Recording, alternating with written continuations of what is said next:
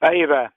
Joo, kyllä tämä Suomen touhu, niin tämä on mennyt ihan tämä hallituksen touhu, niin tämä on mennyt ihan naurettavuuksi. Tämä on sote-uudistus ja kaikki, niin ne on täysin naurettavia juttuja. Ja nyt tämä Kyproksen homma, niin ei sieltä mitään selvitys tullut siitä rahapesuhommasta.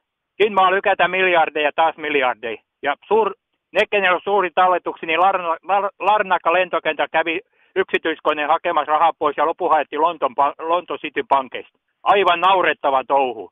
Aivan naurettava touhu. Aivan naurettava touhu. Suomi heti irti EUsta ja eurosta ja koko EUsta irti välittömästi. Suomalaisen poliitikko on täysin rähmälle. Hallitus on täysin rähmälle, Saksa ja sitten kokoomuslaisen on Amerikka. Täysin rähmälle. Niin on rähmälle pitkin pituuttas. Aivan naurettava touhu. Ja Suomen talous, niin se näivetty täysin. Kauhea irtisanomisia tulla jatkuvasti saroja tuhansista puhuta. Aivan naurettava touhu. Heti irti EUsta. Kaikki Pohjoismaa ovat eurosta irti. Ja niillä menee ihan hyvin.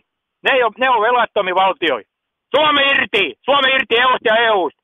Tämä on täysin käsittämätön touhu. Valtakunta-oikeutta kaikua ja pää pois kaikilta. Tämä on naurettava touhu. Loppu.